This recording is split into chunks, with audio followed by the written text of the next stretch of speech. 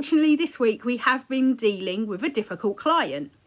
So how did we solve this? So in this particular instance, we were struggling with some of the email communication that we were receiving into the business. It was from their clients, and sometimes we found it quite passive aggressive, some of the instances. And whilst I appreciate that people do have busy lives, I also have a busy life, I sometimes don't think it's an excuse for rudeness. So we sat down with that client and we explained what was happening, and we came up with a whole new system of how that email communication was dealt with. Because to be honest, it was causing myself particularly a lot of stress. I was struggling with mental health issues because of what I was seeing in the inbox. And so I really needed to address it. So since that meeting, which was really, really productive, it's turned around, and now I've got a conduit of someone I can go to at the client when this type of behaviour is happening. So that was a success story, which is absolutely great when that happens. However, there have been times when a client has caused so much stress within our team that we've had to decide, no, enough is enough. And normally when that happens, we do decide as a team that we're no longer going to work with that client, and then we tend to give notice and then work with them until they get a new support inside their business.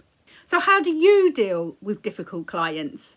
So hopefully after seeing this video, if you can come in and post on our LinkedIn and Facebook pages, and so we can start a bit of a discussion about how you've dealt with difficult clients in the past, or it could be you're going through a difficult client process at the moment. So let's hear your experiences.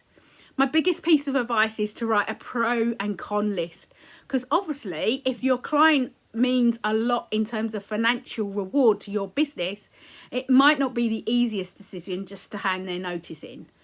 But all I would say is it takes a big piece of thinking to realise, do you want a better work life for yourself? So is it worth the money, you feeling stressed and irritable all the time when you're dealing with that client?